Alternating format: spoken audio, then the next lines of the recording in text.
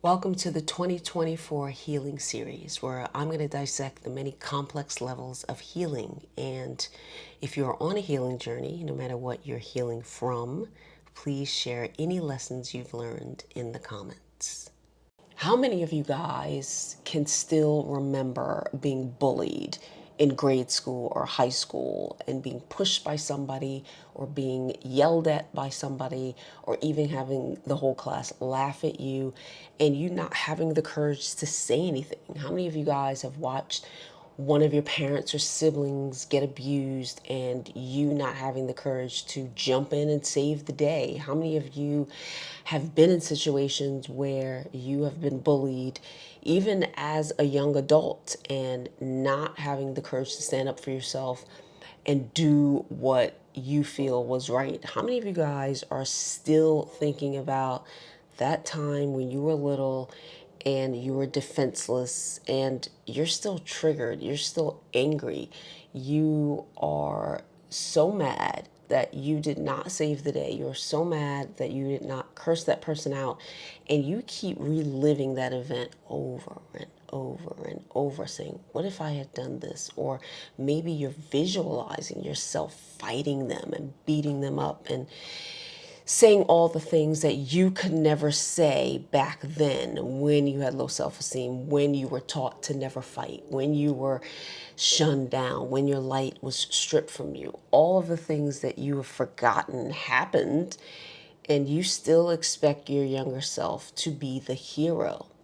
Today, we're going to talk about self-forgiveness, which I think is kind of lost in the shuffle. We're in a day and age where forgiving others is the big theme. We forget about ourselves. We forget about how we put ourselves in little boxes or chains or shove ourselves in the basement and push the couch against the door and just really punish ourselves more than the bully, more than our parents, more than the other people who hurt us, solely because we did not respond in a favorable way as a child. I think about this because I think about defense mechanisms and the mechanisms that we acquire over the years that protects us. And a lot of those mechanisms are an exaggerated version of the person that you wish you were at the age you were abused or violated or disrespected. I've seen that in myself, like really going off on somebody or getting up in their face saying, no, you will not disrespect me, or becoming ultra violent or ultra aggressive when it is unnecessary. And I feel like that is the version of my younger self fighting back, fighting all of those people who I feel got away with disrespecting me, got away with trying to bully me, got away with talking slick, and I just said nothing. And I feel like there needs to be a conversation around forgiving yourself and releasing yourself from the burden that you put yourself in every single day on a subconscious level. I was on the subway yesterday and there was a mentally ill man who was having an episode. And while others were telling him to shut up, I actually felt compassion for him. I felt that it must be so painful to be in his body, to react to the pain and the trauma that he was triggered by. Every other second, he was just punching with his hands in the air. He was cursing someone out, some invisible energy that he can recollect, maybe touching him inappropriately, or maybe yelling at him, or maybe violently beating him. And it was really painful to watch, but that brought me to thinking about a lot of the things that I subconsciously keep replaying in my mind. And I know I replay it because they pop up in my dreams. Sometimes I'll have dreams of fighting someone from my childhood, and that someone is a person who may have disrespected me and I didn't stand up for myself. And so in my dream, I recreate the situation where I get revenge. And that has played out many, many times in my life. And I'm sure in your life it plays out. Maybe you have created these defense mechanisms where you overly get aggressive with someone, and it's really not about them. It's about you still being upset with your younger self for not being able to defend yourself or save the day.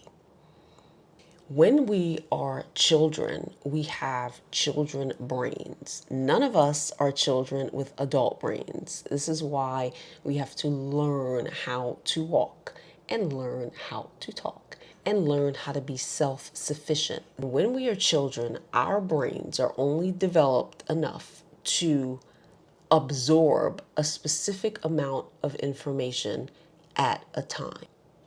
So it's interesting that we would be full-grown adults and still shame our younger selves for not knowing how to do something, for not being taught how to do something, or more importantly, for being shunned for doing something, and then you're mad because you didn't do that something that you would be shunned for doing. Oh my gosh. As I watched that guy fight for his life and he was doing the best he could, I thought, my goodness, it must be so painful to be in that body. But I remember myself being young and how painful it was to be in my body. And the other day, I pulled out some of my journals from many, many years ago. And I read through them. Even my handwriting was different. The way that I expressed myself was different. The concerns were different. And I noticed with a lot of the dialogue that I was not very kind to myself. And I want to talk about retraining ourselves to release a lot of the burden and to replace it with compassion and kindness. The compassion and kindness that you always wanted someone else to have for you. Maybe a parent, maybe a sibling, maybe a friend. How do we go about doing that? How do you learn how to forgive your younger self for not knowing? Now that I think about it, was I mad at my 1-year-old self for not knowing how to perfectly, go to the bathroom without help? Or was I mad at my younger self for not knowing how to cross the street when I was like 3 years old? Was I mad at my younger self for not having information that no one would have unless they have life experience? Like, you think about all these things, and a lot of the burden and turmoil that you carry, that I've carried, was torture. And it was self-torture with not allowing myself to release accountability that wasn't even mine to begin with. Can a 2-year-old be accountable for peeing in the bed? Can a 4-year-old be accountable for not waking up everybody in the house because there's a fire and not dragging them outside to safety? Like, some of these things sound really ridiculous. And you would think that, oh, well, this is common sense. Absolutely not. But in your brain, you are still chaining yourself to the radiator about. You are like, no, I cannot believe that I did that. I cannot believe that I said that. I cannot believe that I didn't come through for them.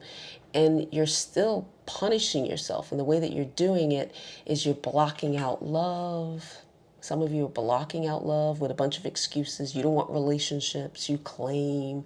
You don't want friends, you claim. You sit in the house all day having very little interaction with other people. You eat poorly, you abuse your bodies. You do drugs, you abuse your mind. You do anything to escape, and it still doesn't go away. The one thing I did to start releasing myself was to acknowledge the fact that I wasn't to blame. Really that simple. And if you've read my book called Lovable, my self-esteem workbook, I talk about this. I talk about how to pinpoint different areas in your life where you just didn't know any better. And a lot of the guilt and shame that many people carry is pre-adolescence. They just couldn't save their mother from that abusive man when it was not their job to do that. I know, that's heavy. I think I have carried a lot of shame and punished myself for not being able to save many people in my life. How come I couldn't do this? How come I didn't say that? How come I didn't call the police? How come I didn't do this? And my little brain was just trying to figure out where the bottle was. Releasing a lot of the guilt and forgiving yourself is going to be a process. Acknowledging the fact that you were not responsible for other people's actions is number one. Acknowledging the fact that your brain could only handle a certain amount of information is another fact. And these things are going to be tough because you're going to make excuses. Oh no, I should have been able to do this. Really? How? Show me a 5-year-old who is capable of saving their mother from an abusive relationship. How would they calculate that in their mind? How would they have enough intellect and knowledge and life experience to decipher how to help someone get out of an abusive relationship? Therapists have problems with that, and they're adults. How does a child navigate something like that? Self-forgiveness is really important for your mental health. I think a lot of people are stuck because they are giving themselves jail cells. Nobody else is doing it. The people who taunted you as a child, some of them are dead. They're not around. You haven't seen them. They're not bothering you. And you're still reliving that over and over again. Your brain is just playing that back like an old record. And you are still punishing yourself. Some of you punish yourself and then you punish others. The new guy in your life, now he has to pay for all the things your first boyfriend in high school did. You were mad, you had sex with him prematurely, and now you're celibate for 50 years, denying yourself of amazing relationships. Why? Isn't it unbelievable how we do this? Share a time where you released your baggage from your past. How did you go about doing it? Did you do the steps that I talk about in Lovable? Did you acknowledge that you were not accountable actually? That it wasn't your fault actually? That you had nothing to do with it actually? That you were not mentally prepared to handle the responsibility given actually? Or did over a period of time you just soothe yourself, maybe tell yourself, we have to get over this, this is not our problem, or maybe you begged someone to forgive you, to release the invisible chains for you? For me, I have to be intellectual about it for sure, and I have to know for a fact that it's not a burden that I'm going to carry. That's for somebody else. I'll see you guys in part 3 of the 2024 healing series.